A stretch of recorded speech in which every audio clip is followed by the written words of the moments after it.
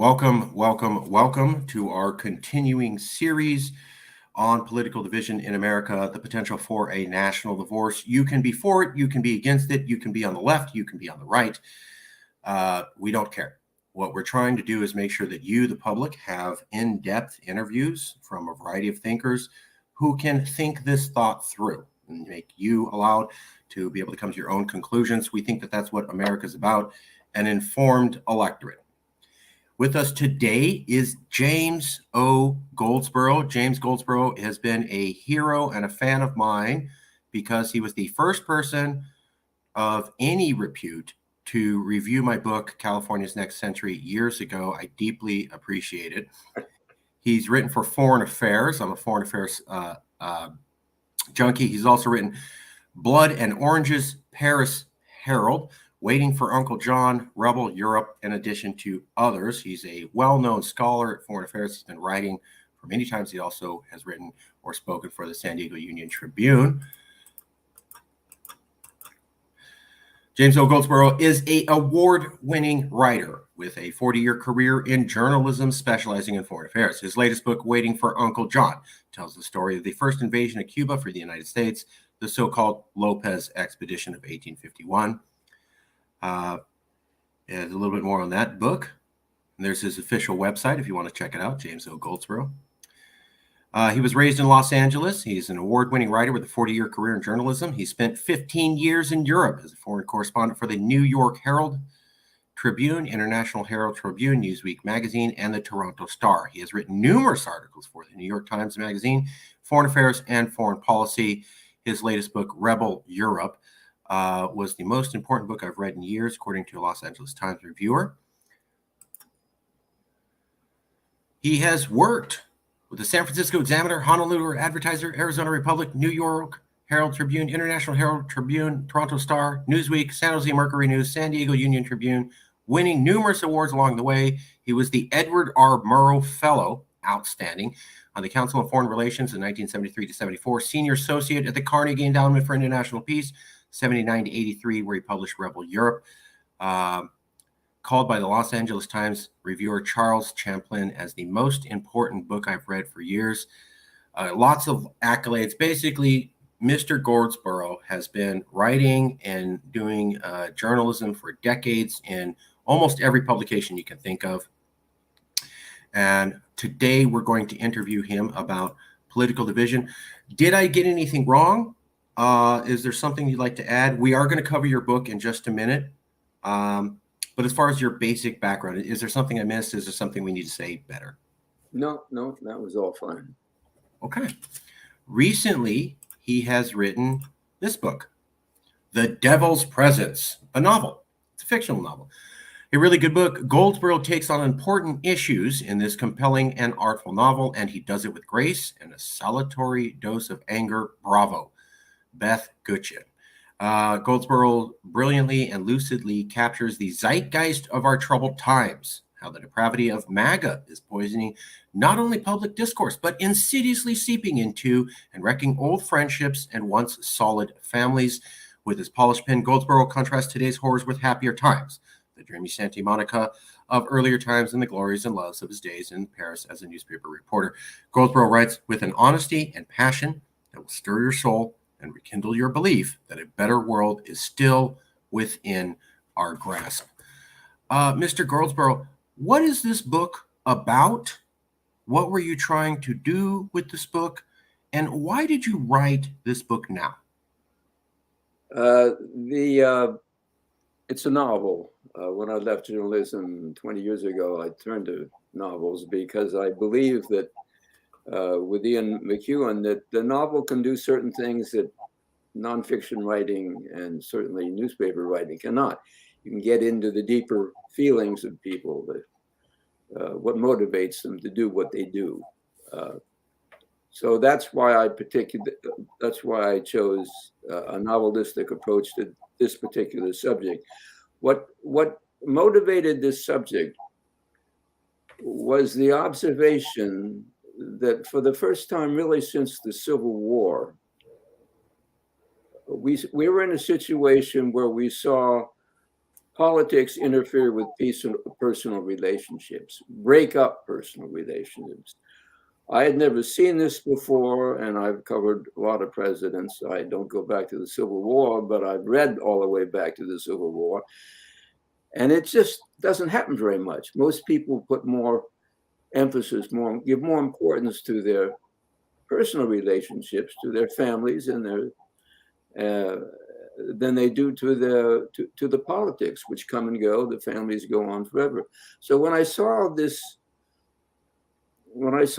figure, this Trump figure, when I saw the effect that he was having on breaking up relationships between fathers and daughters and couples and parents and children, and just I never witnessed this before, and I looked for a way to address the subject in a novelistic form.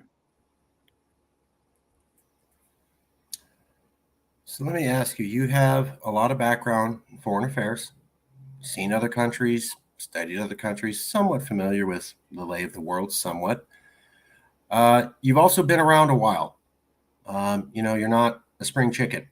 No offense. You've seen America at other times. Two of the things that we're hearing are, it's not that bad. Yeah, other countries have to go through a lot worse before they have a civil war or a national divorce. We're nowhere near that. The other thing we'll also hear is, yeah, we went through a bad time in the 60s. We got through it. Is this, in your opinion, as a journalist who studied America for 40 years, as somebody who's studied many other countries in foreign affairs beyond what most people know, is this nothing compared to what other foreign countries went through when they went through a period of stability? And is this nothing compared to what we went through in the 1960s, in your opinion?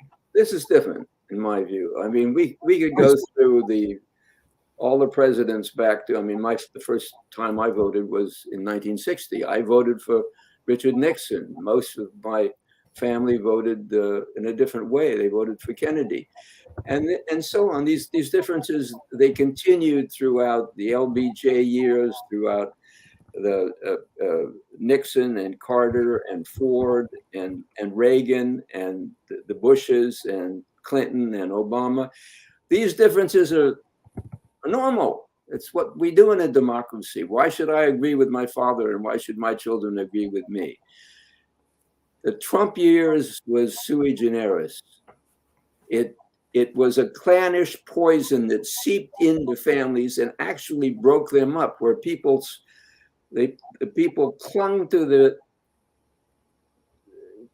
their politics more than they clung to our families. I'd never seen that before.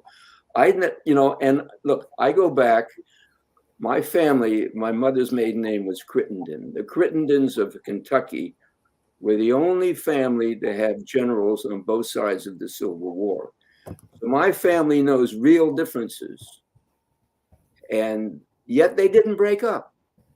This was different, and that's what I've tried to deal with in the story. I deal with situations where couples are breaking apart, where relationships are breaking apart, because on the one side, the protagonist, he can't stand what's going on, and he has to escape it. He tries to escape it back into what he regards as a better world, which was actually, the world was of the 60s. Was it a better world? Well, he seems to think so.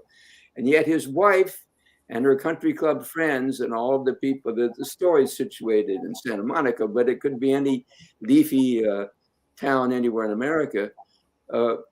His wife and their friends, they keep talking about the Trump portfolio. The only thing that matters to them is that they're getting richer. The world might be getting more polluted, and the planet might be going down the tubes, and relationships are breaking up, and institutions are breaking apart. And Trump is putting polluters in the EPA, and he's putting developers into the parks, and then he's putting he's defiling the institutions as we know them. But as long as the Trump portfolio is getting stronger, certain people, that's all that matters to them. And I wanted to put a spotlight on that phenomenon And I did that through, my story. I have met those people. There's many of them here in California. I don't like that he said that. I don't like that he said this, but have you seen his tax policies? I've seen that. I've literally seen what you're talking about. I've seen that a lot, especially in the LA Bay Area. So I think what you're saying is the 60s were bad. This is different. This is not like the 60s. This is a unique level of problem. Now we're seeing for the first time ever families split over politics. Maybe they were upset with each other over politics, women's rights, Black people having the right to vote, Vietnam, etc. But now this era is different. We are seeing people split families, split loved relationships. We didn't see that in the 60s. Last time you have to see that is basically the Civil War. Is that a fair summary of what you're saying, sir? Yes, it is. Yes, it is. Okay. Wow. And you would know because you have a family line that goes back to the Civil War and was literally participating on both sides. So you're not speaking from ignorance. There's a little bit of personal history of, we know what it looks like when families split over politics. That's right. Well, the Attorney General at the time was John Jordan Crittenden from Kentucky. He had two sons. One of them went on the Union side and became a general. One of them went on the Confederate side and became a general. They actually met in a battle. And this had never happened before and never happened since. You studied foreign affairs, so I want to drill in on that. Was January 6th a coup? Was it not a coup? Just some people have, got a little wild. Or was this actually an attempt at overthrowing the government? I've seen a couple different foreign affairs experts say that was a coup. Maybe it was the worst handled, least well-planned, most bumbled, but it puts America on a new level of instability that they've never experienced before. Thoughts, opinions? Well, you can argue what's a coup, what's a revolt, what's revolution. I mean, these are all different things. But what we do know is that Trump, who was inspired by Putin and by Kim, two non-elected officials, or at least if elected, they're not free elections. He was inspired by them because they knew how to stay in power. And so when it came time for him to leave power because he'd lost the election, he wouldn't do it. And he tried to find a way to emulate Putin and emulate Kim and stay in power. So if that's not a coup, what is? Are things as bad in America as in other countries before they had a dramatic period of instability or civil war or just, like the Irish Troubles? You have some background in foreign affairs. Do you see America approaching the levels that other countries did over the last 40 years before things really got bad, in your professional opinion? No. And that's, a good way to get into the Marjorie Taylor Greene thing and what I think about that, because the answer to that is no. Okay. I do not. Not as bad as in other countries. No, not as bad as in other countries. Well, it would depend on the country, but in general, no. Although we have certain endemic problems that in other countries they know how to fix. For example, France has had, in the same time we've had one constitution, France has had 5. Why have they had 5? Because they like to adapt with the times, because they see things changing and they think that the basic law, which is the Constitution, ought to change as well. We don't do that. We have a Constitution that is harder than hell to change, and so it doesn't really get changed. And so we have all these problems that we know about, starting, for example, with the Electoral College, that we can't fix. I agree. Let me show you a couple things if I can. These are a couple of facts that we put together. We run by people. It's a collection of facts. It's not exhaustive, but we think it's pretty good. One of the things that's come out recently was a book called How Civil Wars Start by Barbara F. Walter. Barbara F. Walter works in San Diego. She is an analyst for the Central Intelligence Agency. What her job was to tell the CIA when a country was about to become heavily destabilized and or get up to civil war. She's worked on this for about 2 decades. They've created a series of metrics where they're pretty good at predicting when countries will collapse. In the last 2 years, she said that this metric system that she invented with a bunch of experts for the CIA for the last couple of decades, America is now showing up in the metrics.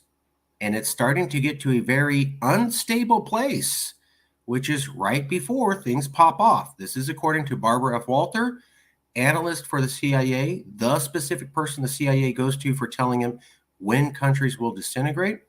What she's pointing out is 2 major factors, what she calls an ethnic cleavage. There's an ethnic group that feels that they're losing power. Maybe they had power before, maybe they were empowered.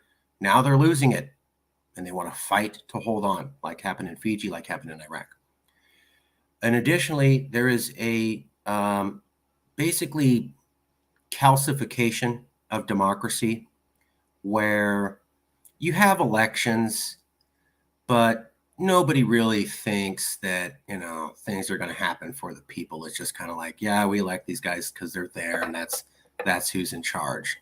And when she says, when you get the public who don't really believe in democracy, they're just going through the motions, and then you get this ethnic cleavage group going, we're disenfranchised and we need to fight back, that's when things get to civil war level. She's pointing to disenfranchised Caucasian people in the Midwest, the potential for a white nationalist identity burgeoned by Donald Trump, and the fact that many people have the lowest faith they've ever had in the last 40 years in Congress, presidency, and basically every form of the federal government. Thoughts, feelings?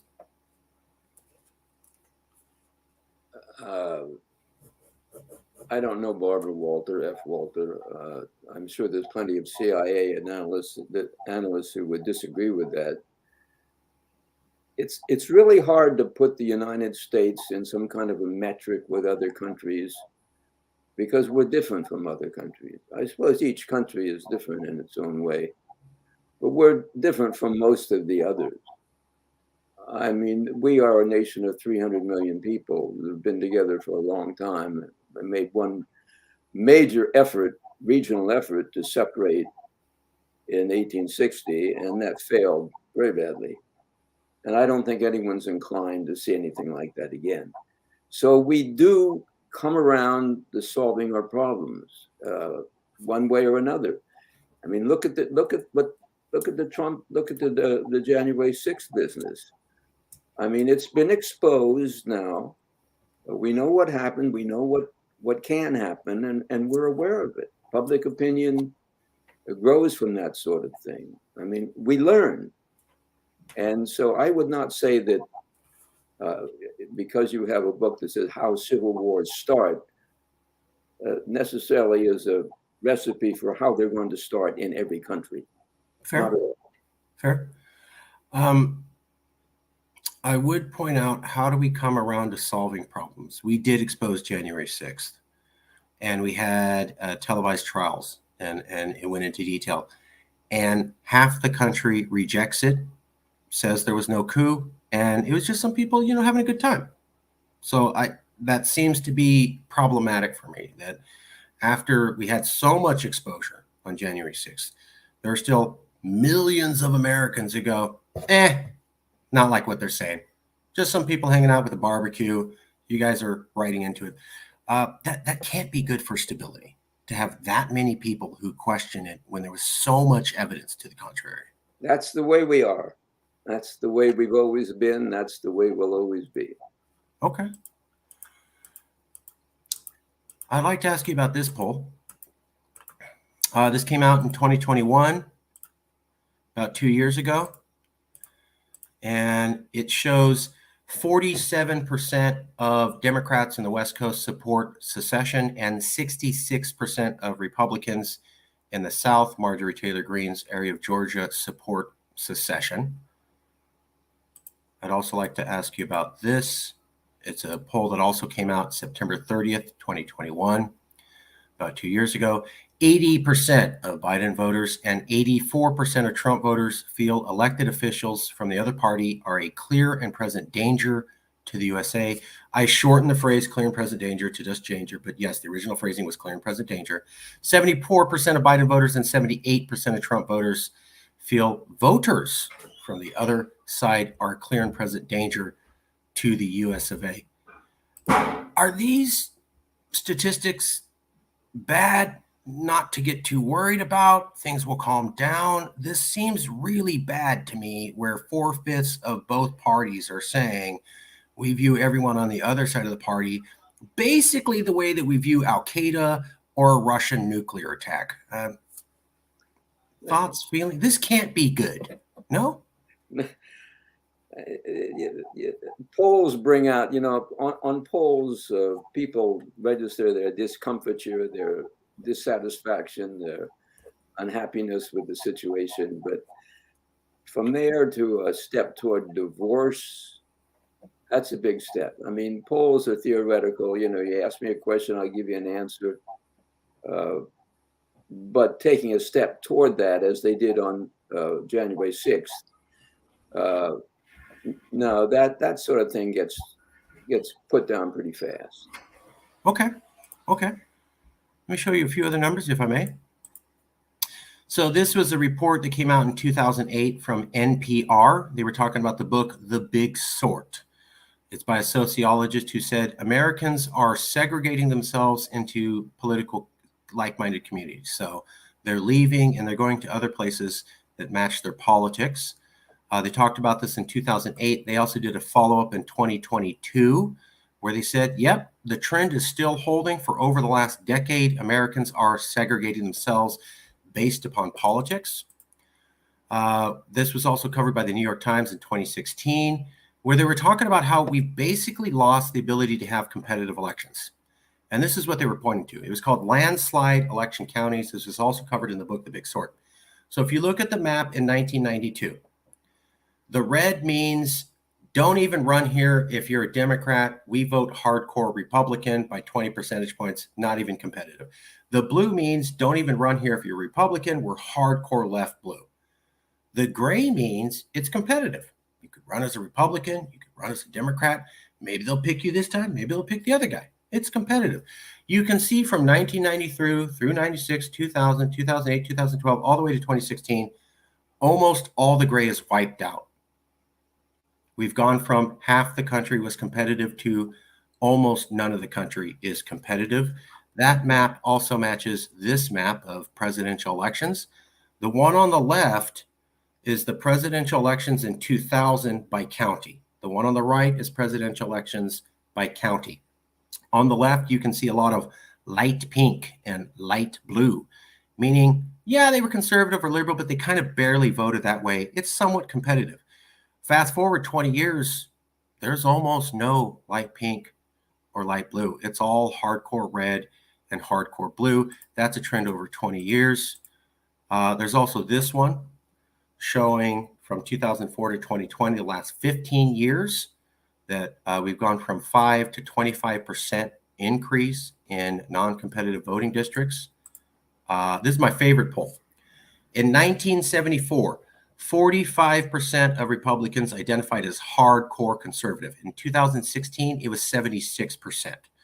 1974, only 28% of Democrats identified as hardcore liberal. In 2016, it was 59%. Both Republicans and Democrats have experienced a almost 100% increase in hardcore opinion. This goes back to the 70s. This goes back to the 90s. It seems to show a trend continuing over 2 to 4 decades of increased polarization. And I don't like you. And I really, really, really, really don't like talking to anybody on your side, and just getting worse over time. Where do we go from here? How do we stop this trend? How do we get back to normalcy? Or is there nothing we can do and we're just going to ride this trend out to some future point and who knows what happens? Well, we inform the people. I mean, we have an imperfect democracy. There's no question about that. And there's certain causes for that. When we mentioned the electoral college problem. I mean, how does it happen that we have that we elected a president in 2016 who lost the election by 3 million votes? I mean, how is it that you can elect a loser? That's Same way you elected Bush. well, yeah, that's right. I'm thinking of the Trump win over Hillary Clinton. She uppulled him by 3 million votes, but he won the election. Why is that? Because we have a system that is has been in place since the revolution, and under that system, we know that the founding fathers did not respect democracy, did not believe in it. So they set up a system where the popular vote did not determine who won the presidency. What determined the presidency was the Electoral College, which is not determined by the popular vote. And then there's been other problems that have come along with that.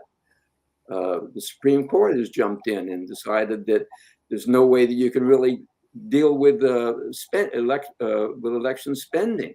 That it's everybody's constitutional right to give as many trillions as they want, do whatever they want. So you know, the idea that one man, one vote, or one person, one vote, that now is given away to 1 trillion votes, and the extremes of that sort of thing. Plus, we have the bill. Well, I mentioned the Electoral College thing. I mean, you and I both know California, with 40 million people, has 2 senators. Wyoming, with 500 million people, has 2 senators. Now, what's democratic about the Senate when you have that sort of a situation? And in addition, you get into the gerrymandering, which the Supreme Court seems to be allowing. And you have a situation in Pennsylvania where I haven't looked at the statistics for a while, but last time I looked, it was something like 60% of the population votes Democratic, but 60% of the Pennsylvania legislature is Republican. Well, how do you figure that? It's because we have these imperfections in the system that we're going to have to somehow deal with, and the best way to deal with, of course, is with constitutional amendments. Might happen someday, and it's what I'm hoping for, at least. We have problems. They are exacerbating the tensions in America. They're built into the Constitution itself. The way to fix them is with constitutional amendments. Is that a fair summary? The only way out of this is with constitutional amendments. We've got to fundamentally change the law. Because that doesn't seem to be a way out. It's impossible to get a constitutional amendment passed, except on relatively benign, anodyne things. But to get one passed on the Second Amendment, or to get one passed on the Electoral College, or really fundamental things that would change our democracy and make it more democratic, it's just too hard. It's just too high a bar. Three-fourths of elected representatives and 3/4 of the legislatures, or maybe it's the other way around. But in any case, it's just too high a bar to pass. All of the trends that I showed you show division getting worse. Maybe not at dramatic leaps and bounds. We're looking over a period of decades, but everything shows it getting worse in the future. When Marjorie Taylor Greene called for a national divorce, and she wasn't clear if she was talking about splitting up states or states seceding, one of the responses was from a Utah governor who said, "We don't need national divorce. We need marriage counseling."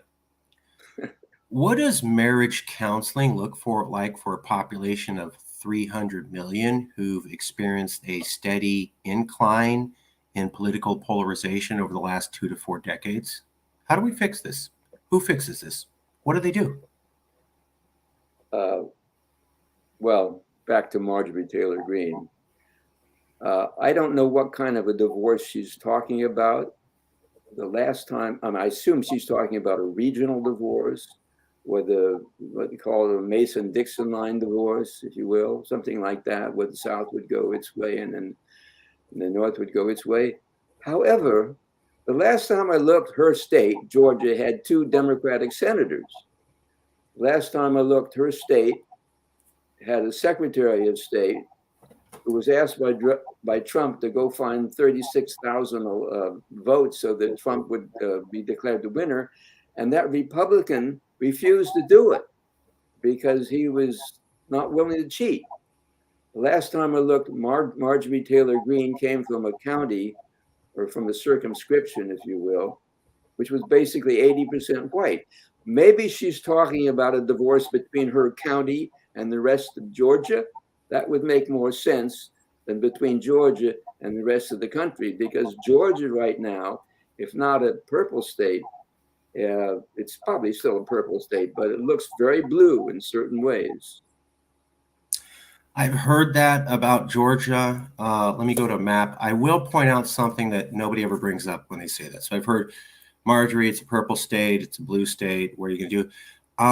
The senators only won by like, what, 1.2%? They go, Biden won there. He only won by like 1%. We're not looking at 5 or 10 percentage points over the other side. We're looking at the blue team barely won.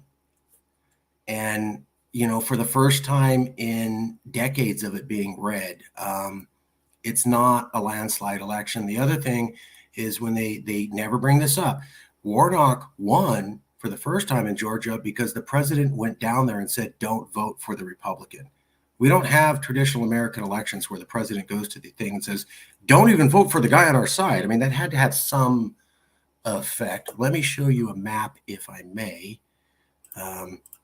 This might be what she's getting at. Let me see if I can find this.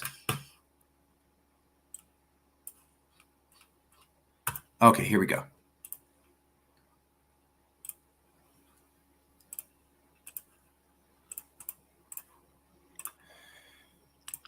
So this is a map, and it looks at Georgia and Texas.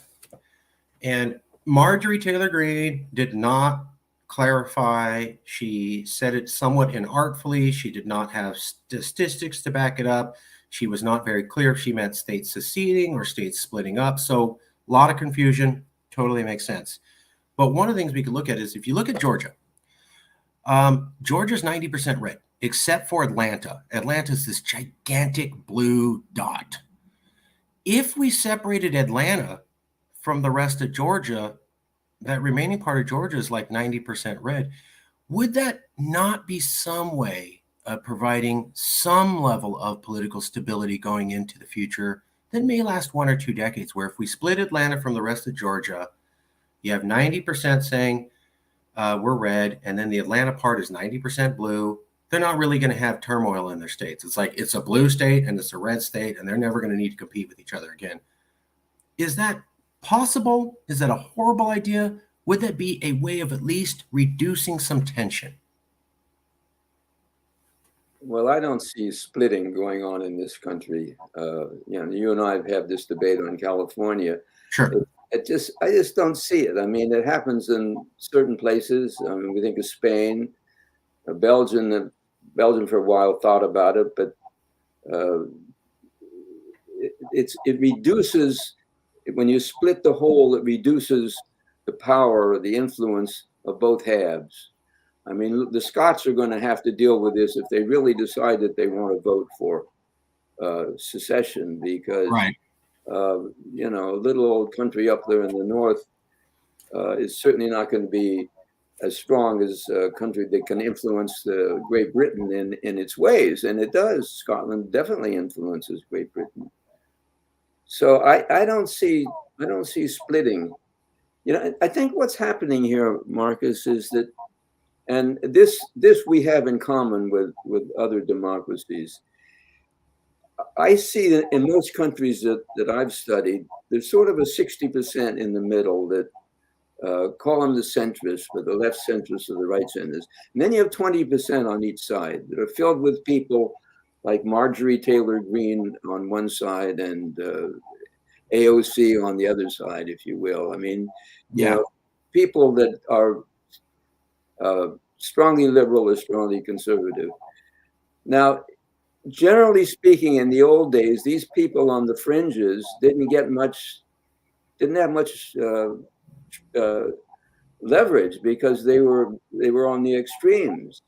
In fact, when I reported from France, we called them the candidats folkloriques, because they were just people that came in and sort of represented, the Brittany splitters or the people from the South who had their own particular demands, but they didn't get any particular traction in an election. But then you get things like Fox News and Murdoch and that whole vile family who put and clearly state, now that we've seen what they've said on the record, or off the record, actually, that it's gotten published. Actually, it was on the record. They clearly state that business is more important than the truth. Now, you can go all the way back to Walter Lippmann talk in Public Opinion, where he said that journalism is a business, but it's also a calling. And the notion that you would put out so-called newsmen to lie is not something that we do much of anymore. Maybe they did it, in the old days, but not so much anymore, because there's competition and there's fact checking and truth checking and all that. But that's what Fox News does. So it takes someone like Marjorie Taylor Greene, if you will, and suddenly she's got this national forum.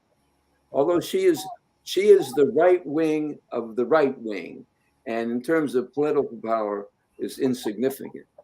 But that's the way, that's the problem. That's the price that we're paying for having something like Fox News. Now, if Fox News will be diminished at all by this suit that's brought by Dominion, I don't know.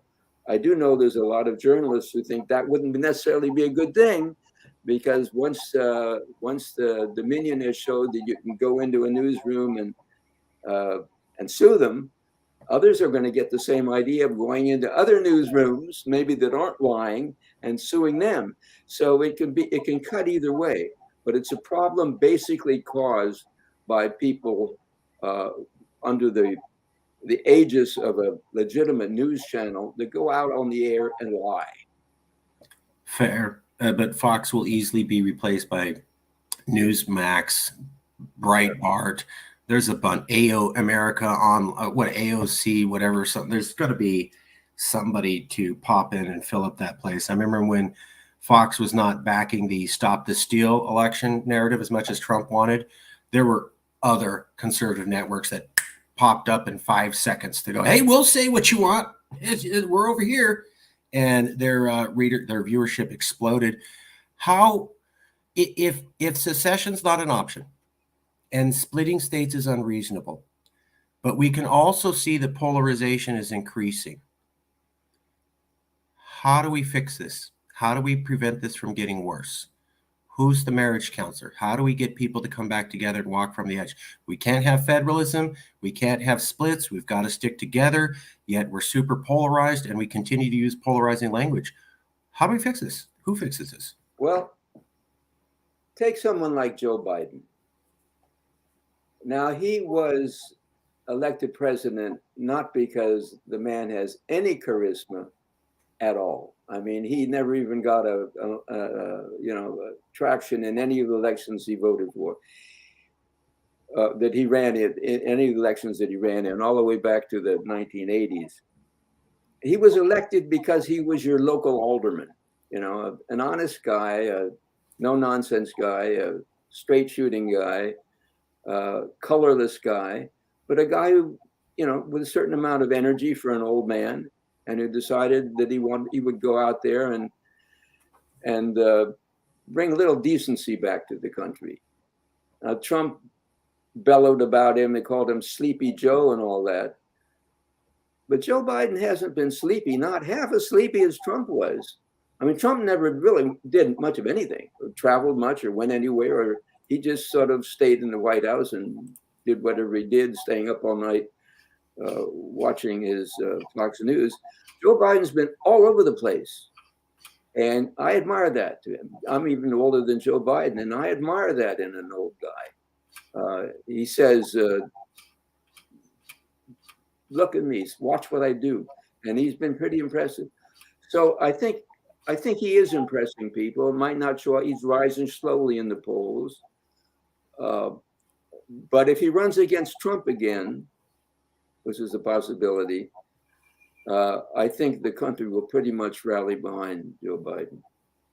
So Joe Biden could be the person who could bring America together. He could be the marriage counselor to help bring cohesion. He's building up a lot of respect. Okay. Let me ask you a couple questions, if I may. Joe Biden gave a speech in front of a blood red backdrop with 2 active duty Marines, which no president has done before. And he appeared to call 78 million Americans enemies of the state. In fact, it was so egregious that fellow Democrats and independent voters said, wow, that was massively polarizing. Is this the kind of behavior that will bring us together? I missed that, what he did there exactly. So tell me exactly what he said. So he gave a speech a few months ago, a while back. It was in front of a blood red backdrop in front of the White House or Congress. There was 2 active duty Marines, military standing behind him. Presidents usually don't do that. And he called out the MAGA threat, the ultra MAGA threat. And he basically seemed to suggest that 78 million Americans, the MAGA, were enemies of the state. Now, he confused people so much that fellow Democrats and independents said, wow, that's some divisive messaging. Give me 1 second.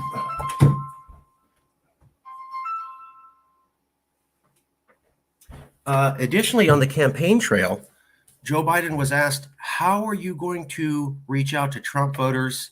And he said, I probably won't. He also talked about how he was going to be the guy to bring calm to America. He was going to heal America with the election of 2020. There was going to be a calming period, national calming period, and return to decency. And then we had January 6th, the most disruptive, polarizing event in America maybe ever. How does this suggest that he can bring the country together? I don't know if that's really what he's trying to do. I think he's trying to appeal to that 60% in the middle. I mean, Republicans on the right, they'll never vote for him. They'll never vote. Jesus Christ himself could be running on the left and they would never vote for him. I mean, they just don't. There's something in their DNA that says, no, I'll never vote for a Democrat. I mean, I was raised a Republican, or in a Republican family. Me too. And I rejected it, though. Yeah, but it took a certain amount of events before I rejected it. To me, yes, sir. To me, the seminal event in the whole recent Republican history was in 1952 when Eisenhower won over Taft. Taft, the isolationist, and Eisenhower, the internationalist. And the Republican Party could have gone the other way, but it went with Ike. And then Nixon, Nixon had his psychological problems, but in terms of policy, Nixon did some darn good things. And he basically would have carried out Ike's policies. He came back to power in a decade later, Nixon did. And again, he was brought down by his own human weaknesses. Fair. But I still think that turning point in the Republican Party, in my lifetime at least, was 52, when Eisenhower won over Taft. Now, so maybe Biden is not the perfect candidate because, as I say, he totally lacks charisma, and Trump had it. All these people out there saying, "Well, he's a television star. He's a celebrity." Sure. Now, if you have a sort of, let's say, kind of a drab life somewhere somewhere in the Midwest, a television celebrity, that means something. You want to vote for somebody who's sort of like Reagan in a sense. Of course, Schwarzenegger in California. Totally collapsed. I remember people were losing their stuff when Schwarzenegger was running. I'm going to vote for Arnold. Do you know any of his policies? No, I'm voting for him. Yeah. And Biden has none of that. But people were just sick of what happened in those 4 years. And the reason I wrote The Devil's Presence is so that we remember what happened in those years. We remember how really, close we came to the brink. Now, my book takes place in 2020, just before the election. So you've got a whole lot of people worried about Trump being reelected. And the theme of the story is, what can they do? What can one individual do? One older elderly individual. What can we do, if anything? And of course, the plot really turns about what can they do, and they do something. But that notion that we're helpless was just not one that I was willing to give. I don't think we're helpless. We can always do something. What do we do? What do we do? How do we fix this? Because we have 2016, Trump gets elected, not my president, half the country. 2020, Biden gets elected, not my president, half the country. Joe Biden's supposed to bring us together. We have the most polarizing event afterwards, January 6th. Who's going to come, if it's not the president or somebody, who's going to come and bring us together? And how long do we have to wait for that person to be here? Forever. It's never going to happen. I mean, we're going to have elections that are basically decided by 2%. That, 52% to 48%. It's just the nature. It's the nature of democracy. It's really, in a sense, the nature of the divisions that we do have in this country. So we're always going to have that. So what you do is you go after that shifting percentage there that's going to put you over the majority. You're never going to get a landslide. Landslides are gone. Okay. That sounds like more political division out into the foreseeable future. Elections where one guy barely wins against the other guy, and then he says, I have a mandate. I mean, that's what upset people in 2016 and 2020. If we're going to deal with that a couple more elections, and if we're seeing the trends on polarization are only going one way, how do we know this doesn't boil up to a point where, it boils over the top of the lid? Well, I mean, if we don't have a way out and things are getting worse, how do we know they don't get to the point where it boils over? Well, that's what my story is about, because that's what they're afraid of. Trump did all these terrible things 2016 to 2020, but if he's elected again or is defeated and refuses to leave office, my God, what's going to happen to the country then? So what happened? He was defeated. Now, he didn't want to leave office, but he's gone. He'll be back. And I just want people to remember what happened during those 4 years. I mean, what if he comes back? I can't tell you the number of videos where I have seen minorities being asked on TikTok, man on the street interviews, and they go, Trump or Biden? And this is what they always do. You're asking me this in public? Meaning they don't like Biden, but they can't say I like Trump in public. So, and he did have he gained African-American voters despite all of his racism in the 2020 election. How do we know that he doesn't make more inroads and come back and more polarized, more experienced, more supporters? And given what we went through last time, how do we know that we survived the second time? You're right to emphasize the imperfections of our system, because, I mean, we know how many congressional circumscriptions now are not non-competitive, where they don't even have a candidate of the other party. I think there's something like 40% of all circumscriptions are single, they don't have any opposition. This is one candidate or the other. This is not a good system to have. So we have imperfections. We've got to bring everybody into it. And, we do this incrementally through policies where you attract certain people because they believe in your policy. What policies did Trump have? Trump was a totally negative type of guy. He was against institutions. He was against alliances. He was against Congress. He was against everything. What's he for? He was against the Affordable Care Act. He had no policies. His policy was bomb throwing, and he lost. But what policies has Biden have that attract the right to come and join him that we have seen over the last couple of years of the Biden administration? I don't think a president can do that. I mean, he wants to bring the country together, but he's got to stand on what he believes in. He's got to stand on those who elected him. He can reach out, and I think Biden does that as well as he can, but it's really an impossible chore to do that. Sometimes you just have to dig in your heels and do what you think's right. I mean, take, for example, the French president right now. I mean, he's doing something that's terrifically unpopular, but it has to be done, and he knows it has to be done. retirement age or insurance about adjusting that for their long-term. Yeah, just raising the retirement age. Yeah, it's a tough call. And it's the same in look at what the United Kingdom's been through lately with some pretty bad leaders that have one after the other fallen by the wayside, and they don't know when one's finally going to stick. Now, maybe this new guy will stick, but can he win an election against the opposition, which happens to be the liberal opposition, or over there would be called the social democratic opposition? But they're strongly in the lead right now because they can't find a leader that they really like either. Everybody's churning around looking for something better, but this is real life. You don't always find something better.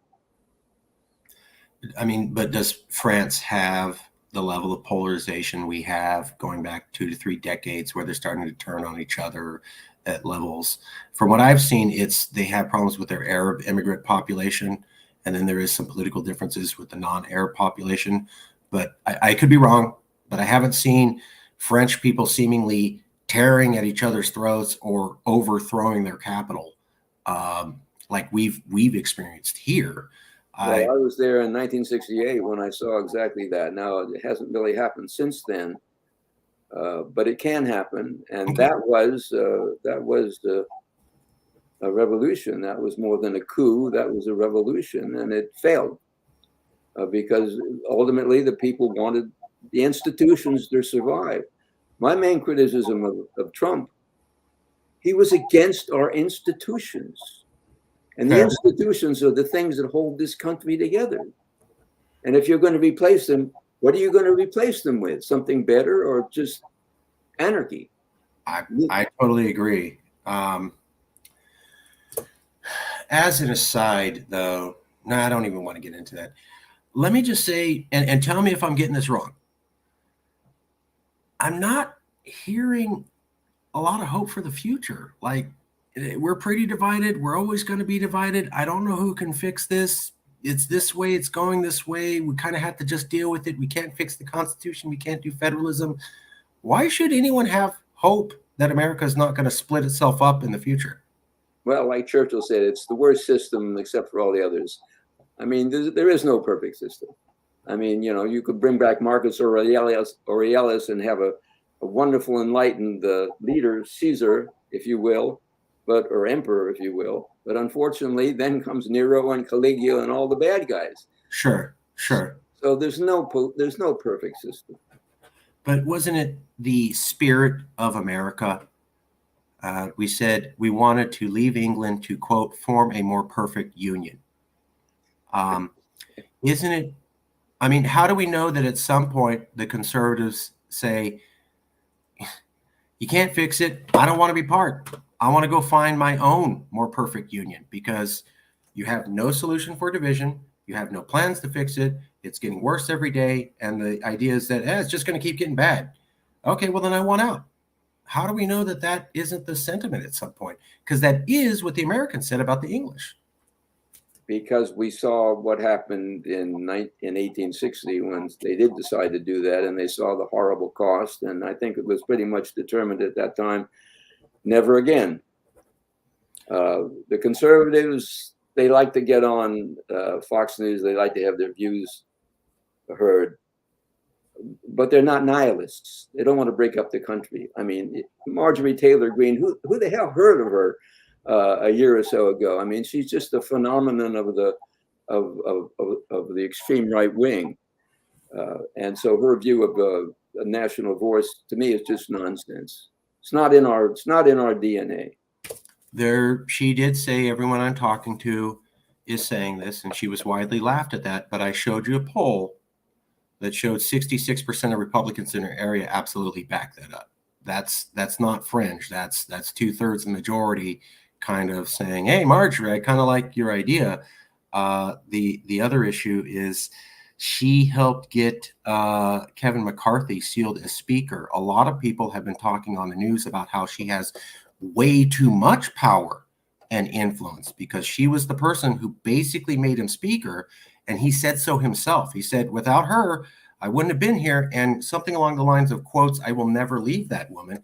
And she's on the Homeland Security Council. And maybe I'm getting it wrong, but some people are saying that is way too much influence for her to have, way too much power. And why did the speaker say that? And 66% talking about how do we know that her crazy harebrained idea doesn't explode in more popularity over time? I mean, at some point, what she was saying would be nutbag, insane, nobody would listen to it. But she called for national divorce. That tweet went viral. She has some audience. How do we know that her audience doesn't get bigger, especially if we can't fix division? If she keeps talking, she'll go down in flames. I mean, this is, after all, is the woman who said, talking about global warming and climate change. We do burn carbon, but the planet spins around the sun, and as it's spinning around the sun, it's losing some of its carbon fuel. So eventually, it'll just all burn off. Yeah, okay. Well, why did it never happen before? Since we've been spinning around the sun for a long time, it just happened now. I'm a climate change expert. That was obviously nutty that she said that. And obviously she has some outlandish ideas. But we saw a guy called Donald Trump, and nobody said he was going to win. And everybody said he was crazy. And he talked from the extreme. And then he got elected by, yeah, he didn't win the popular vote, but he got near 49%. And then as he spoke, and we couldn't take him down with impeachment after impeachment, more people gravitated to him. So his existence simply brought more people into his orbit. How do we know that Marjorie Taylor Greene won't do the same thing? The longer she just exists and keeps talking, how do we know more and more people go, you know what? Division keeps getting worse. Can't do federalism. Can't split the states. Maybe she has the only solution because I don't see anybody else with another solution. Maybe I should think about what she's saying. Maybe. Give me one second.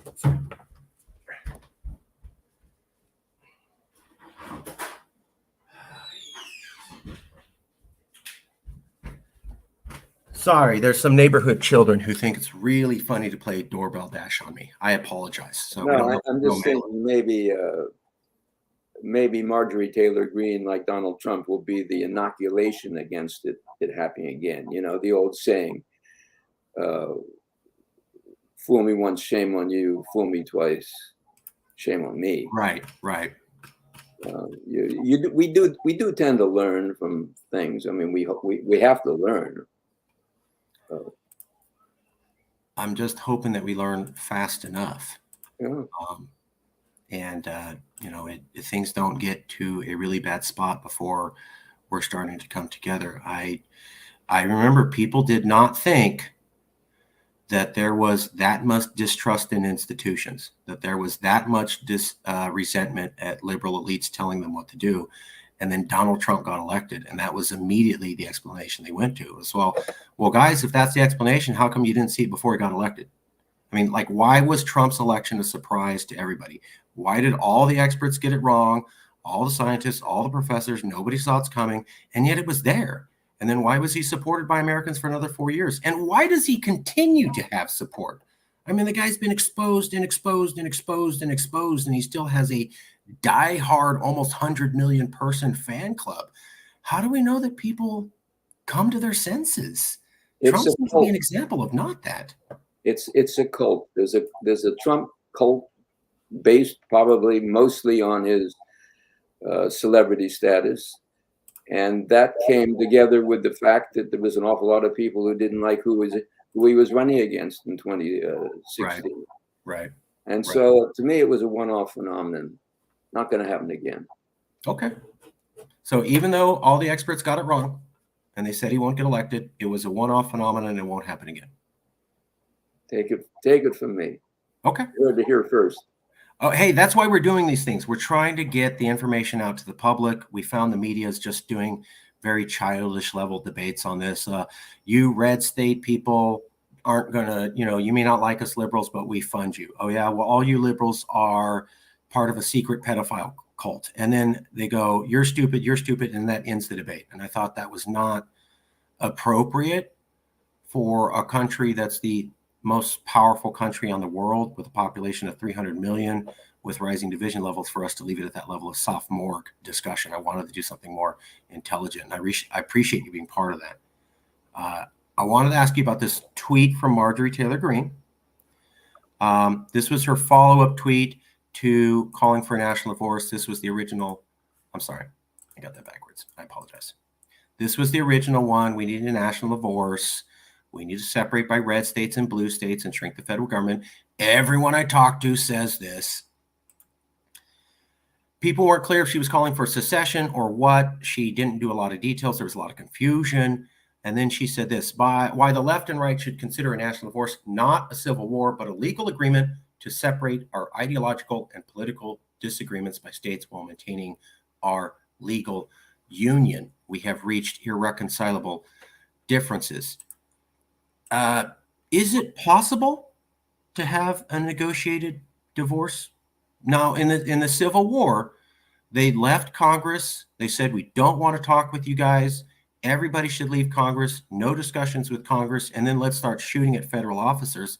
She has not told anyone to leave Congress. And in fact, she said, I want to have a discussion in Congress for a negotiated settlement. It's at least technically different than how the Civil War started.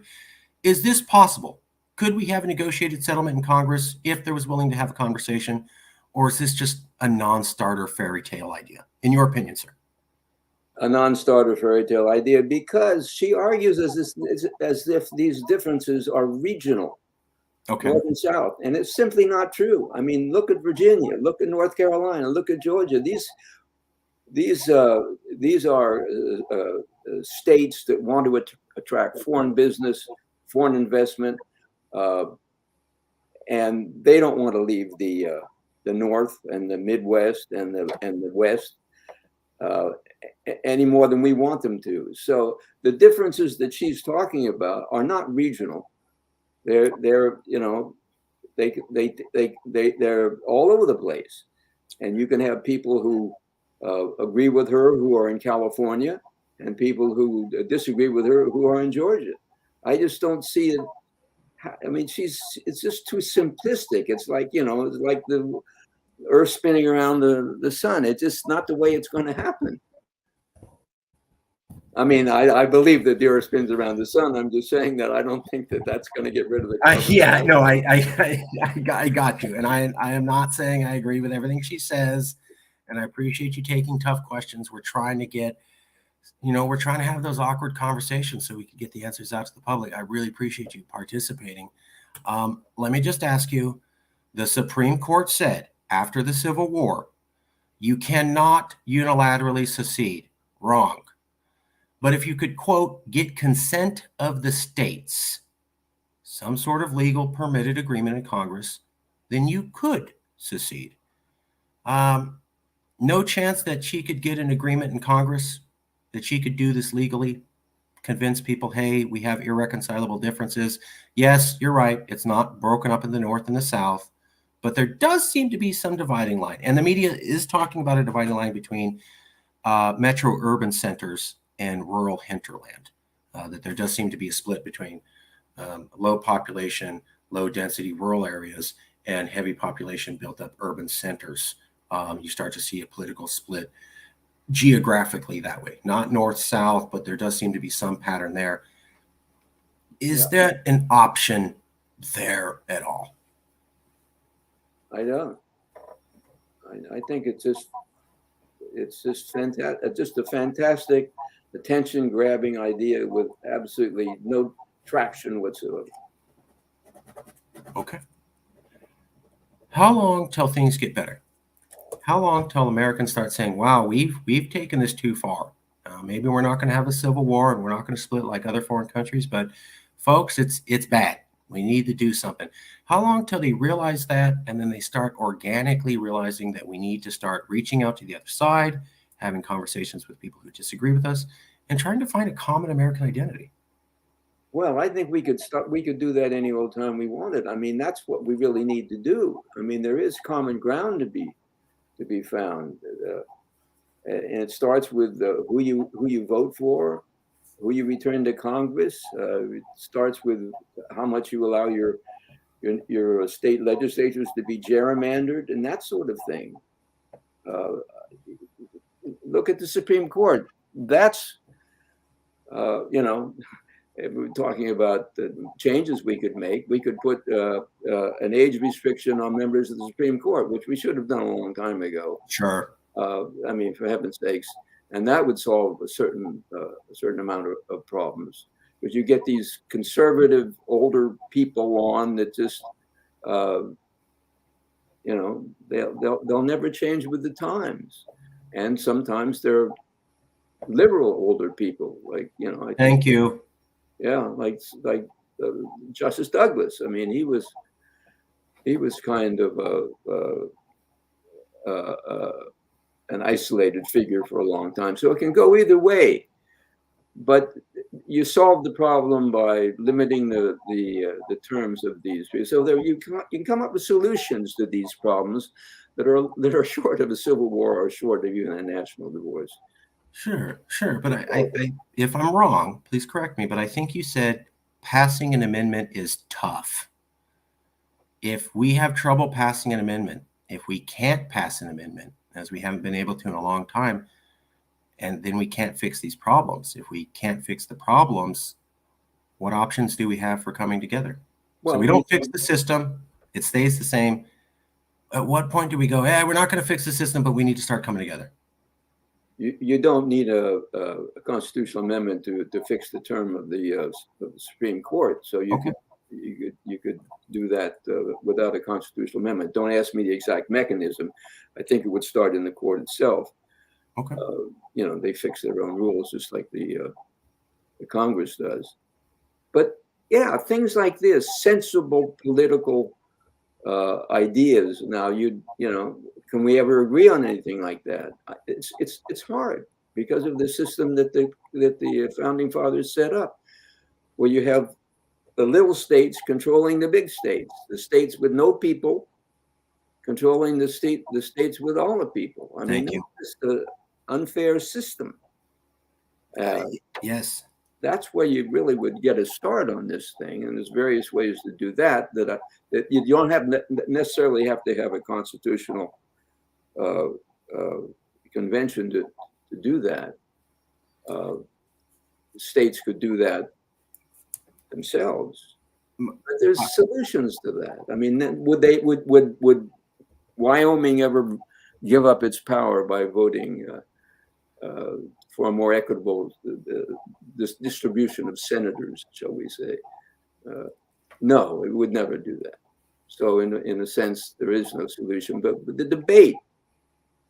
debate, we educate ourselves, and through the education, we see solutions.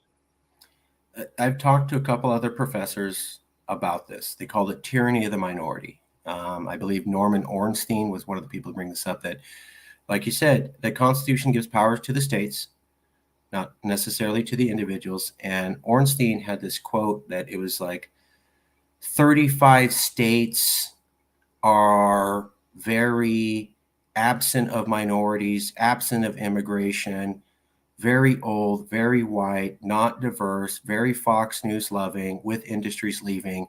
And it's only going to become more so going up to the year 2045, basically the next 20 years.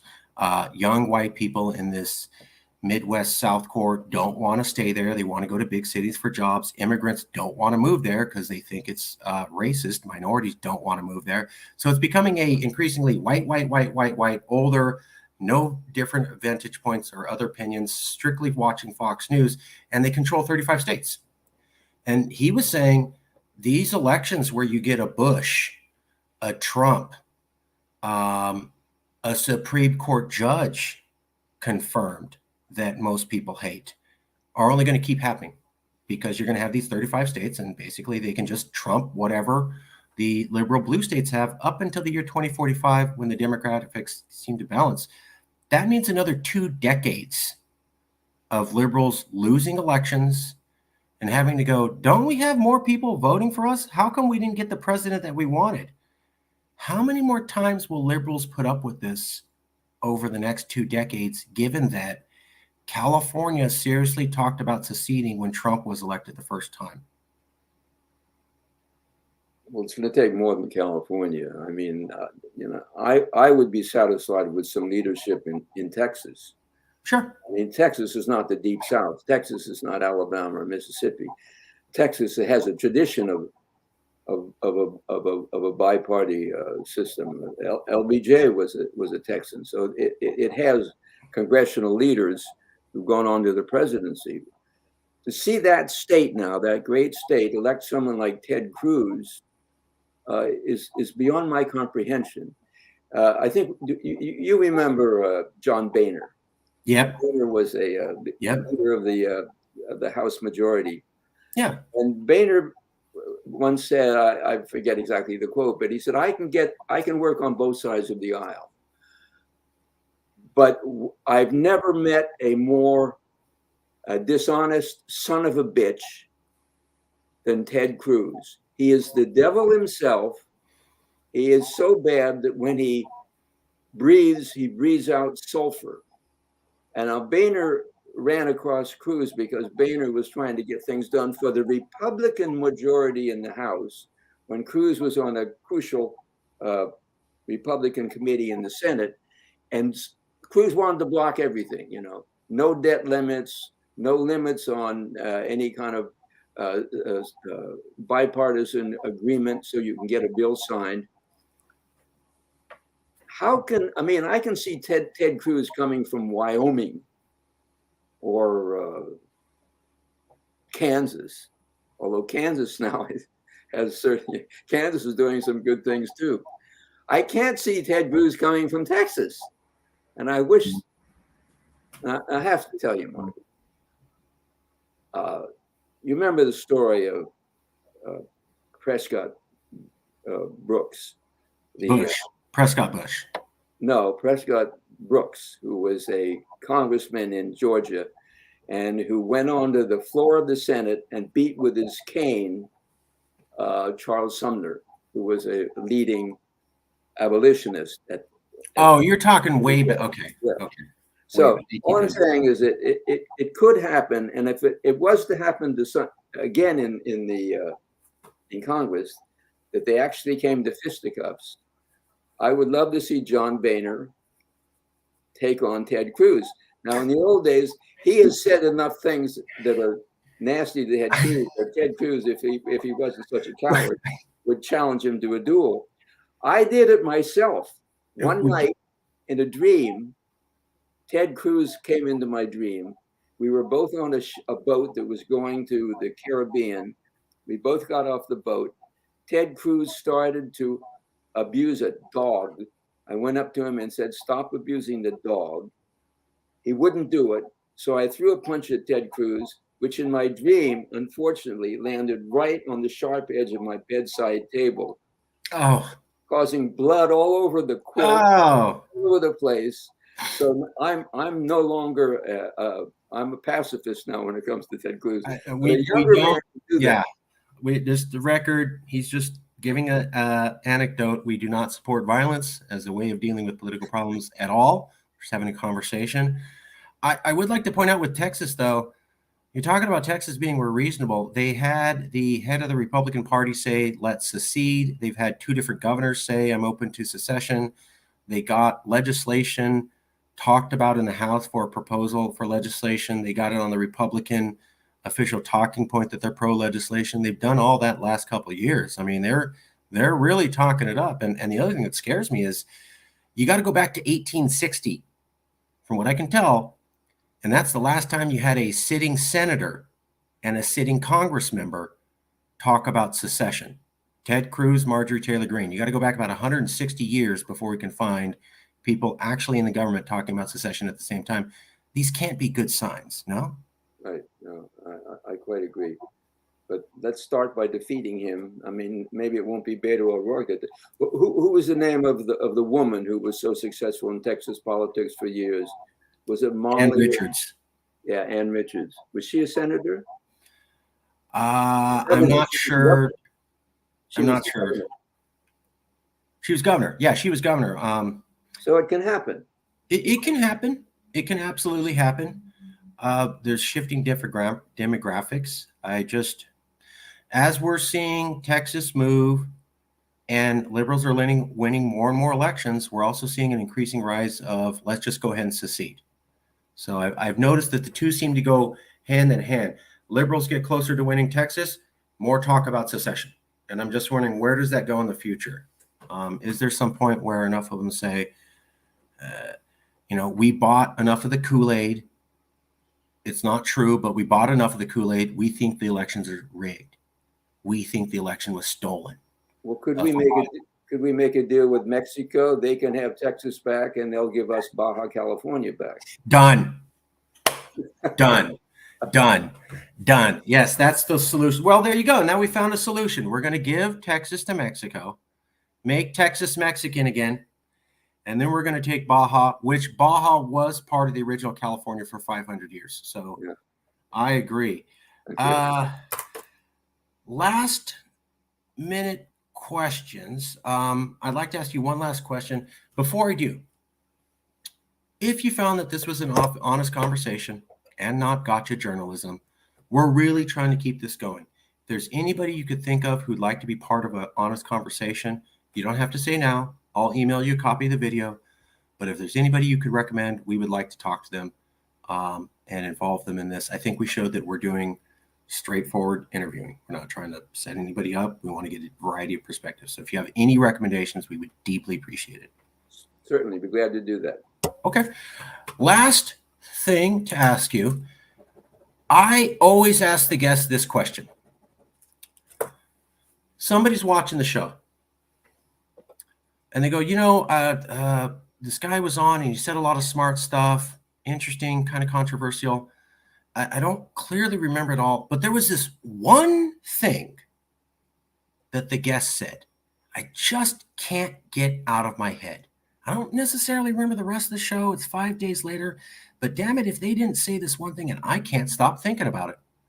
What is that sticky thought you'd like to leave the public with? That there's always something you can do. I mean, that's again the theme of this book right here, that you can be upset with what's going on. You can feel impotent because you're just one person, but there's always something you can do. If you just look hard enough and want it bad enough, there's something you can do to affect the system. There was a French writer of some notoriety named André Gide. He had a short little quote that said, "Travail opium unique," which translates as work, unique opium. What he was basically saying is you can do something through work that you can't do any other way. Just roll up your sleeves and get after it. So that's the thing I would leave. That's the thing I thought I would leave. Get at it. Just start trying. And once you're in the trenches working, you'll see it's possible to get out of the trench. Yeah. Brilliant. Okay, I'm going to email you a copy of the show. Thank you for being here. Please think of any recommendations, and we really appreciate you coming out. Thank you for being part of this conversation we're trying to have with many Americans. We don't care what your perspective is. We just want to have intelligent conversations and let the public decide. Thank you for being with us today. You're welcome. Okay. I will email you shortly. Thank you. Thank you.